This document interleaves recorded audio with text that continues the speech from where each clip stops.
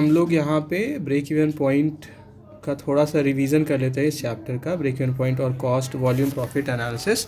तो इसमें हम लोग अलग अलग टॉपिक्स कवर किए। स्टार्ट हुआ था ब्रेक इवन पॉइंट का, तो हेल्पफुल है ब्रेक इवन पॉइंट हम लोग को समझने में कि कितना हम सेल्स अपना जनरेट कर ले, जिससे क्या हो जाए, हम ब्रेक इवन पॉइंट का जो लेवल है उसको क्रॉस कर जाए, ताकि हम प्रॉफिट पोजीशन में अपना आ जाए, है ना।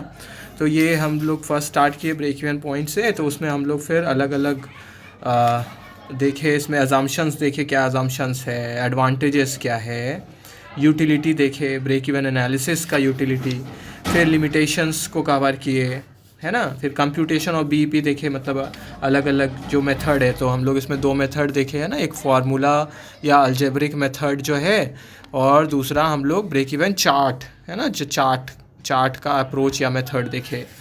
तो जब पहला स्टार्ट हुआ फार्मूला, तो उसमें हम लोग अलग अलग फार्मूला है ना, कि ब्रेक इवन पॉइंट यूनिट में निकालना है तो उसके लिए क्या फार्मूला है, रुपी में निकालना है तो क्या फार्मूला है, फिर कैपेसिटी निकालने के लिए, रेशियो निकालने के लिए क्या फार्मूला है, और कंपोजिट ब्रेक इवन पॉइंट निकालने के लिए क्या फार्मूला है। तो फार्मूला का यूज़ करके हम लोग निकाले ब्रेक इवन पॉइंट को।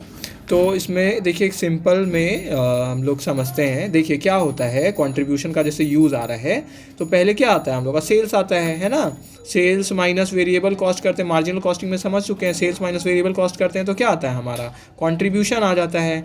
और कंट्रीब्यूशन माइनस फिक्स कॉस्ट करते हैं तो क्या आ जाता है हमारा, प्रॉफिट आ जाता है ना। तो इस चीज़ को हमको ध्यान में रखना है। अगर मान लेते हैं मेरा सेल्स दिया हुआ और कंट्रीब्यूशन दिया हुआ, तो फिर ये निकल जाएगा, या हमारा कंट्रीब्यूशन दिया हुआ, प्रॉफिट दिया है, तो फिक्स कॉस्ट निकल जाएगा, है ना। देखिए इक्वेशन क्या बैठा, contribution minus fix cost equal to profit. तो फिक्स कॉस्ट निकालना है तो क्या करेंगे, fix cost equal to profit plus contribution, ठीक है। तो ऐसे भी निकल जाएगा।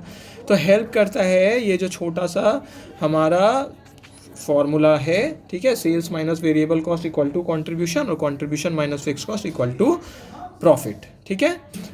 तो इसको ध्यान में रखना है, ठीक है। तो इसके बाद हम लोग क्या कवर किए, इसका कुछ इलस्ट्रेशंस देखे।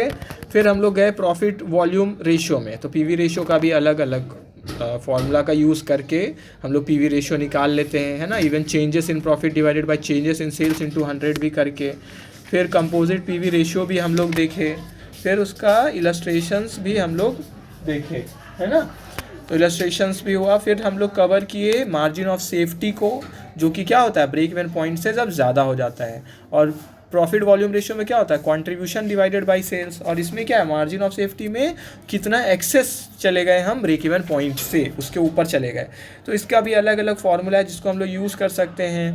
फिर इलस्ट्रेशंस देखें हम लोग मार्जिन ऑफ सेफ्टी का, तो मेनली क्या है, फार्मूला बेस्ड है। फिर हम लोग देखें uses of break even point analysis, क्या क्या यूज़ है इसका, ठीक है। तो इसका हम लोग 8 पॉइंट देखे कि ये यूज़ है, इससे हम लोग ये निकाल सकते हैं। अगर इतना प्रॉफिट चाहिए हमको तो हम फार्मूला में प्रॉफिट ऐड कर देंगे ब्रेक इवन पॉइंट वाले फार्मूला में, तो एक्वायर्ड सेल्स आ जाएगा हमारा।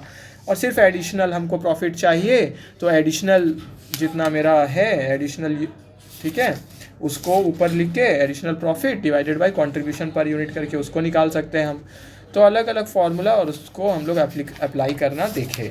फिर हम लोग लास्ट में जब इसके पोर्शन में आए, ठीक है, तो वो क्या है, break even chart. Break even chart क्या दिखाता है, वो चार्ट के थ्रू हम लोग समझते हैं कि ब्रेक इवन पॉइंट क्या है, कितना हमारा टोटल कॉस्ट लाइन, मतलब टोटल कॉस्ट लाइन और सेल्स लाइन बना के हम लोग समझते हैं किस लेवल पे हमारा ब्रेक इवन पॉइंट आ रहा है, किस लेवल के बाद प्रॉफिट जनरेट होगा, एंगल ऑफ इंसिडेंस क्या होगा, ठीक है। तो चार्ट से क्या होता है, जल्दी समझते हैं हम लोग उसको भी देख के ना, कि असल में कितना लेवल। तो चार्ट भी हेल्पफुल है, ठीक है। तो या तो फार्मूला से हम लोग सॉल्व कर सकते हैं या चार्ट से हम लोग सॉल्व कर सकते हैं। तो इस चैप्टर का जितना भी वीडियो है, ठीक है, वो सीक्वेंस में अरेंज किया हुआ है। हाँ, तो सीक्वेंस में आप देखिएगा जिससे आपका कुछ पॉइंट मिस ना हो। और इजी चैप्टर है और स्कोरिंग भी चैप्टर है ना, आता है इससे क्वेश्चन, क्योंकि आपका देखिए प्रैक्टिकल पोर्शन भी है इसमें और थ्योरी पोर्शन भी है। तो थ्योरी के लिए भी पढ़ना है और प्रैक्टिकल के लिए भी पढ़ना है। थ्योरी के लिए मेनली समझना है और प्रैक्टिकल जो कम से कम बेसिक्स है उसको सॉल्व करके, ठीक है, कम से कम 1-2 इलस्ट्रेशन हम सॉल्व करें जिससे कॉन्फिडेंस आए और हम खुद से लिखने का भी कॉन्फिडेंस रखें। हाँ, कि थ्योरी वाला है तो समझ लेंगे कॉन्सेप्ट तो ईजी होगा आपके लिए, ठीक है। थैंक यू सबको।